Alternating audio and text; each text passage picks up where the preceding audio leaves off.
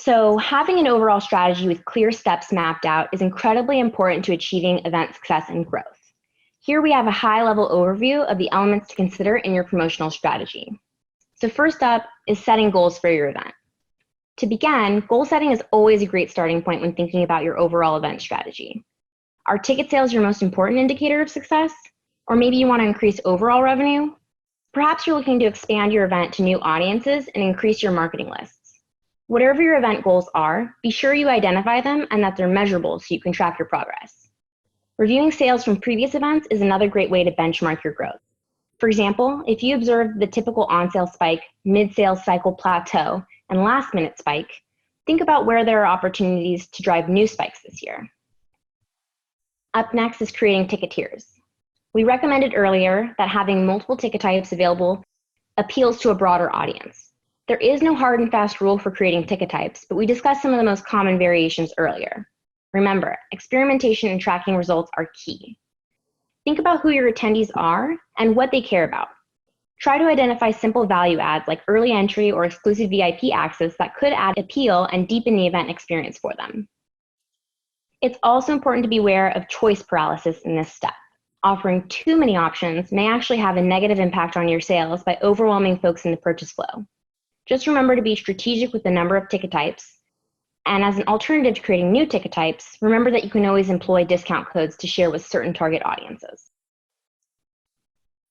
Assigning pricing, hand in hand with creating ticket tiers, is considering the pricing for those tickets. Event organizers sometimes make the mistake of determining ticket prices solely based on the cost of the event, which is also known as cost-based pricing.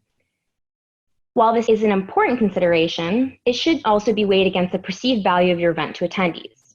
Whether you're throwing an event for the first time or bringing back a successful event another year, doing some competitive analysis is always a wise move. Try to get a sense of what similar events in the area are charging to give you an idea of the range your tickets should fall in.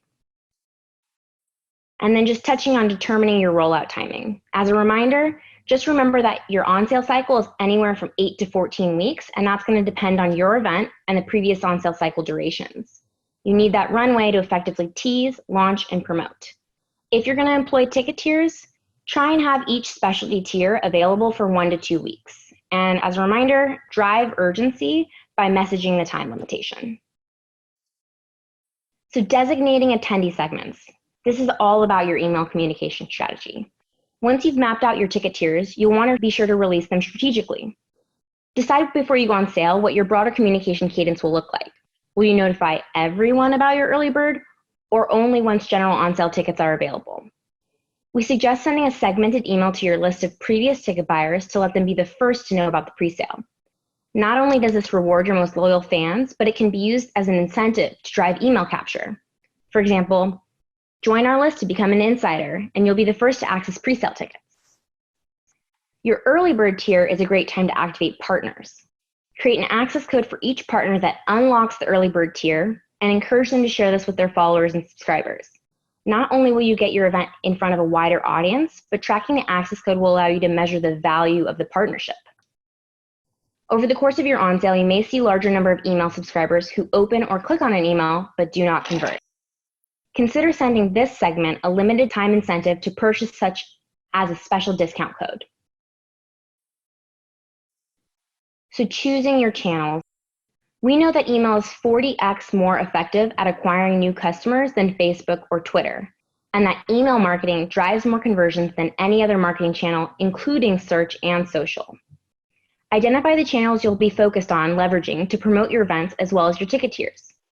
For example, you may want to leverage email only for an exclusive presale accessible to past attendees only, whereas you may use Facebook, Instagram, and Twitter to focus on featuring your lineup, talent, vendors, sponsors, and any engagement-focused content.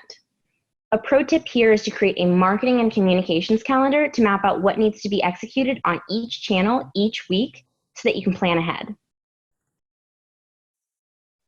So tapping partners, vendors, and sponsors. Create a templated partner activation kit that includes your event details, relevant links, approved creative, and pre-scripted content that your partners can simply copy and paste into their own social posts or emails. Customize it for each partner to match their voice. A corporate partner may have a very different tone than an artist. You also want to draft 2 to 3 sample Facebook posts, Instagram posts, and tweets, respectively. Not only does this activation kit increase the likelihood that partners post about their involvement in your event, but it also ensures that only correct and pre-approved links and details are being shared.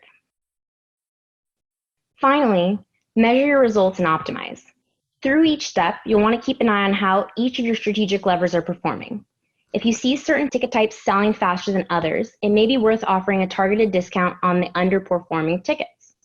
If partner codes aren't being redeemed, you can request that they promote it again or through different channels. Post-event surveys are another tool that can be helpful in evaluating event success from an attendee's perspective. It could be as simple as an NPS survey asking if they would recommend your event to a friend with a field for other comments.